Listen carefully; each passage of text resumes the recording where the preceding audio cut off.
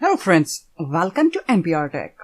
आज के इस वीडियो डेमोन्स्ट्रेशन में हम ये सीखेंगे कि आप विंडोज सर्वर 2016 में स्टोरेज पूल किस तरह से क्रिएट कर सकते हैं। आप एक या उससे ज्यादा फिजिकल हार्ड डिस्क की डिस्क स्पेस को कंबाइन करके एक शेयर्ड स्टोरेज का पूल क्रिएट कर सकते हो, जिसे हम स्टोरेज पूल कहते हैं। स्टोरेज पूल क्रिएट करने के लिए आप किसी भी साइज की फिजिकल हार्ड डिस्क का यूज कर सकते हो। जब आप स्टोरेज पूल क्रिएट करते हो तब सभी हार्ड डिस्क की टोटल स्पेस का एक लॉजिकल पूल क्रिएट होता है। अगर मान लीजिए कि आपके पास 1 TB की 2 हार्ड डिस्क है और आप इन्हें कंबाइन करते हो तो वहां पर आपको मिलेगा 2 TB का स्टोरेज पूल। बाद में आप आपके रिक्वायरमेंट के हिसाब से उन स्टोरेज पूल में से वर्चुअल हार्ड डिस्क क्रिएट कर सकते हो। ये वर्चुअल डिस्क आपको फिजिकल हार्ड डिस्क जैसी ही दिखेंगी। आप स्टोरेज पूल के टोटल साइज का भी एक सिंगल वर्चुअल डिस्क क्रिएट कर सकते हो, या फिर आप स्टोरेज पूल की टोटल साइज में से आपकी रिक्वायरमेंट के हिसाब से मल्टीपल वर्चुअल डिस्क भी क्रिएट कर सकते हो। इन वर्चुअल डिस्क को हम स्टोरेज स्पेस भी कहते हैं। सो देखते हैं कि हम विंडोज सर्वर 2016 में स्टोरेज पूल किस तरह से क्रिएट कर सकते हैं। स्टोरेज पूल क्रिएट करने के लिए सबसे पहले आपको ओपन करना होगा सर्वर मैनेजर, जिसे आप ओपन कर सकते हैं स्टार्ट पे क्लिक करके और बाद में क्लिक कीजिए सर्वर मैनेजर पे।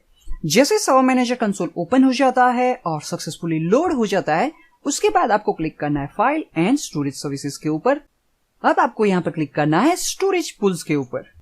आपके सिस्टम में जितने भी स्टोरेज पूल पहले से क्रिएटेड है वो सारे स्टोरेज पूल आपको यहाँ पर देखने मिलेगा।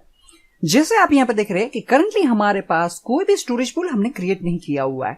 तो चलते हैं स्टोरेज पूल क्रिएट करने के लिए। उसके लिए मैं यहाँ पर क्लिक करता हूँ टास्क पे। यहां से मैं सिलेक्ट करता हूँ न्यू स्टोरेज पूल। अब एक विजार्ड स्टार्ट हो गया है, जहां पर मैं क्लिक करता हूं नेक्स्ट बटन पे। अब हमें यहां पर पूछा जा रहा है कि आप इस स्टोरेज पूल को एक नाम स्पेसिफाई कर दीजिए, जो मैं दे रहा हूं पूल 1।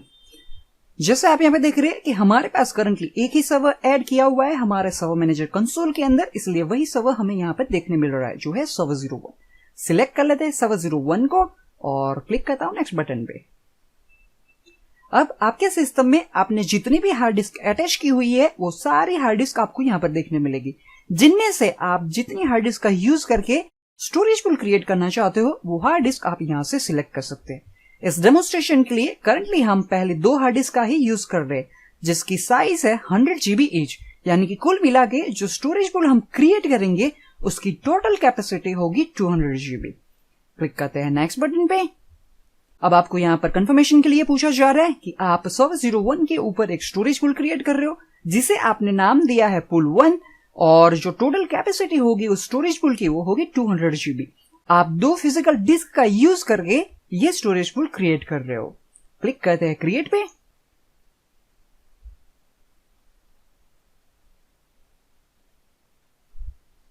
ओके, जैसे आप यहाँ पर देख रहे हैं कि स्टोरेज पूल सक्सेसफुली क्रिएट हो चुका है। हमारे पास यहाँ पर एक ऑप्शन है create a virtual disc when this wizard close.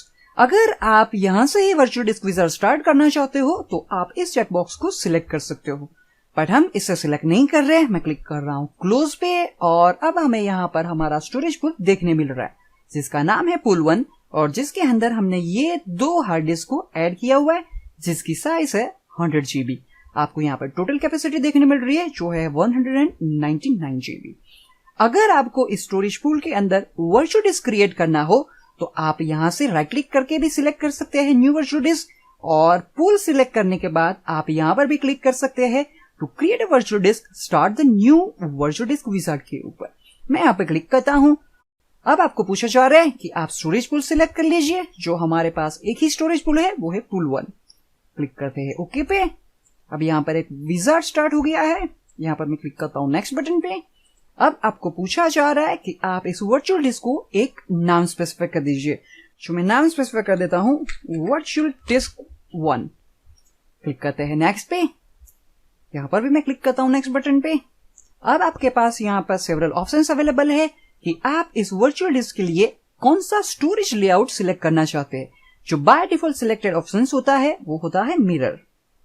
जब आप स्टोरेज पूल के अंदर वर्चुअल डिस्क क्रिएट करने के लिए जाते हैं तब आपको पूछा जाता है कि आप वर्चुअल डिस्क के लिए कौन सा स्टोरेज लेआउट सिलेक्ट करना चाहते हो। जहां पर हमारे पास टोटल 3 ऑप्शंस अवेलेबल होते हैं। सिंपल लेआउट, जो कि है स्ट्राइप वॉल्यूम जैसा, या फिर आपके पास ऑप्शंस होता है मिरर लेआउट, जो है मिररिंग वॉल्यूम जैसा, या फिर आपके पास ऑप्शन है पैरिटी जो है रेड 5, जिनमें से कोई एक ऑप्शन आप सिलेक्ट कर सकते हो। अगर आप मिरर लेआउट सिलेक्ट करना चाहते हो तो उसके लिए आपके स्टोरेज पूल के अंदर मिनिमम 2 हार्ड डिस्क का होना जरूरी है। अगर आप पैरिटी लेआउट सिलेक्ट करते हो तब आपके स्टोरेज पूल के अंदर मिनिमम 3 हार्ड डिस्क का होना जरूरी है। बट इस वीडियो डेमोन्स्ट्रेशन में हम सिलेक्ट कर लेते हैं सिंपल लेआउट। फ्यूचर वीडियोस के अंदर हम देखेंगे कि हम किस तरह से मिरर लेआउट या फिर पैरिटी लेआउट का वर्चुअल डिस्क क्रिएट कर सकते हैं। सिंपल लेआउट को सिलेक्ट करने के बाद मैं क्लिक करता हूं नेक्स्ट पे। यहाँ पर आप डिस्क्रिप्शन पढ़ सकते हैं, जहां पर आपको बताया जा रहा है कि जो डेटा है वो फिजिकल डिस्क के बीच में स्ट्राइप होगा, जिससे जो डिस्क आईओ परफॉर्मेंस है वो इंक्रीज होगा, बट जो रिलायबिलिटी है वो डिक्रीज हो जाएगी। यानी कि अगर उन दोनों में से कोई एक भी हार्ड डिस्क क्रैश होती है तो आपका डेटा लॉस हो जाएगा। क्लिक करते हैं नेक्स्ट बटन पे। अब यहाँ पर आपको पूछा जा रहा है कि आप वर्चुअल डिस्क का प्रोविजनिंग टाइप कौन सा सिलेक्ट करना चाहते हो। पहला जो ऑप्शन है वो है थीन ऑप्शन। थीन ऑप्शन का मतलब ये है कि जब भी आप स्टोरेज पूल के अंदर वर्चुअल डिस्क क्रिएट करते हो तो उसकी जो साइज होगी वो मिनिमम साइज से स्टार्ट होगी। जैसे आप उसके अंदर डेटा स्टोर करते जाएंगे वैसे वैसे उस वर्चुअल हार्ड डिस्क की साइज इंक्रीज होती जाएगी। फिक्स्ड प्रोविजनिंग के अंदर जब हम स्टोरेज पूल में से वर्चुअल डिस्क क्रिएट करते हैं तो जितनी साइज का आप वर्चुअल डिस्क क्रिएट करते हो फिक्स्ड प्रोविजनिंग के साथ, उतनी साइज स्टोरेज पूल में से पहले से ही उस वर्चुअल डिस्क को असाइन हो जाती है। जबकि थीन प्रोविजनिंग में जब जब आप डेटा उसके अंदर ऐड करते जाएंगे वैसे वैसे उसकी साइज इंक्रीज होती जाएगी।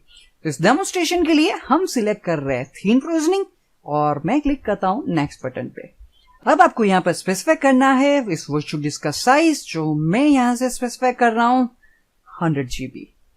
क्लिक करते हैं नेक्स्ट पे और अब हमें कंफर्मेशन के लिए पूछा जा रहा है कि आप सर्वर 01 के अंदर जो स्टोरेज पूल है पूल 1, उसके अंदर एक वर्चुअल डिस्क क्रिएट कर रहे हो जिसको आपने नाम दिया है वर्चुअल डिस्क 1, और जो स्टोरेज लेआउट आपने सिलेक्ट किया है वो है सिंपल, जो प्रोविजनिंग टाइप आपने सिलेक्ट किया है वो है थीन, और जो टोटल साइज आपने सिलेक्ट की है इस वर्चुअल डिस्क के लिए वो है 100 GB। क्लिक करते हैं क्रिएट पे।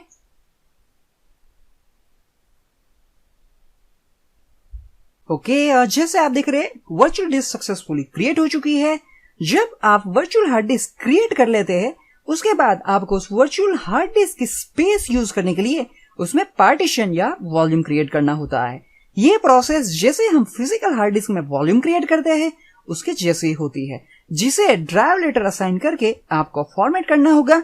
उसके बाद ही आप उस वॉल्यूम के अंदर डेटा स्टोर कर पाएंगे। सो जैसे आप यहाँ पर देख रहे हैं कि यहाँ पर पहले से ही चेकबॉक्स सिलेक्टेड है create a volume when this wizard close, but इसे मैं क्लियर कर रहा हूं और मैं क्लिक कर रहा हूं क्लोज बटन पे। अब जैसे आप यहाँ पे देख रहे हैं कि हमारे पास एक वर्चुअल डिस्क है जिसका नाम है वर्चुअल डिस्क 1, और जैसे आप यहाँ पे देख रहे हैं जो स्पेलिंग है वर्चुअल की वहां पर मिस्टेक है। ओके, हम चले जाते हैं डिस्क के ऊपर। यहाँ पर जो वर्चुअल डिस्क हमने क्रिएट की है वो हमें दिख रही है, और जो उसका पार्टीशन स्टाइल है वो भी आप यहाँ से देख सकते हैं जो है GPT। अगर आप इस वर्चुअल डिस्क के अंदर पार्टीशन क्रिएट करना चाहते हैं तो उसे आप यहाँ से भी क्रिएट कर सकते हैं या फिर आप डिस्क से भी क्रिएट कर सकते हैं। मैं सिलेक्ट कर लेता हूँ वर्चुअल डिस्क और यहाँ से सिलेक्ट करता हूँ न्यू। क्लिक करते हैं नेक्स्ट पे। यहाँ से मैं सिलेक्ट कर लेता हूँ डिस्क 4 जो है हमारी वर्चुअल डिस्क। क्लिक करते हैं नेक्स्ट पे। अब यहाँ पर आपको वॉल्यूम साइज स्पेसिफाई करना है, जो मैक्सिमम साइज है वही मैं यूज कर रहा हूँ। क्लिक करता हूँ नेक्स्ट पे। अब यहाँ पर आपको पूछा जाता है कि आप कौन सा ड्राइव लेटर असाइन करना चाहते हो, जो by default drive letter selected है ई। मैं वहां से चेंज करके ले लेता हूँ ड्राइव लेटर एस। क्लिक करते हैं नेक्स्ट पे। यहां से मैं फाइल सिस्टम सिलेक्ट कर लेता हूँ REFS और क्लिक करता हूँ नेक्स्ट बटन पे। क्लिक करते हैं क्रिएट पे। उसके बाद अब वर्चुअल डिस्क के अंदर एक वॉल्यूम क्रिएट हो जाएगा जिसके लिए हमने ड्राइव लेटर सिलेक्ट किया है एस। क्लिक करते हैं क्लोज पे और वापस मैं चला जाता हूँ डिस्क के ऊपर। यहाँ पर मैं सिलेक्ट कर लेता हूँ जो वर्चुअल डिस्क है हमारी वो, और उसके अंदर हमें एक वॉल्यूम मिल रहा है जिसे ड्राइव लेटर असाइन किया गया है एस। ओपन कर लेता हूँ फाइल एक्सप्लोरर, और जैसे आप यहाँ पे देख रहे हैं कि हमें यहाँ पर एक पार्टीशन मिल रहा है जिसका ड्राइव लेटर है एस, और जो साइज है वो आप यहाँ से देख सकते हैं वो है 99.8 GB, जिसे हमने स्टोरेज पूल के अंदर एक वर्चुअल डिस्क के अंदर क्रिएट किया हुआ है। सो इस तरह से आप विंडोज सर्वर 2016 के अंदर स्टोरेज पूल क्रिएट कर सकते हो उसके अंदर वर्चुअल डिस्क क्रिएट कर सकते हो और वर्चुअल डिस्क के अंदर आप पार्टीशन क्रिएट करके उस पार्टीशन के अंदर नॉर्मल पार्टीशन जैसे ही डेटा स्टोर कर सकते हो। इस वीडियो डेमोन्स्ट्रेशन के लिए इतना ही। अगर आपको मेरे वीडियोस पसंद आते हैं तो इस वीडियो को लाइक करना ना भूले और मेरे लेटेस्ट यूट्यूब वीडियोस की इंफॉर्मेशन के लिए एमपीआर टेक चैनल को सब्सक्राइब करना ना भूले। Thank you.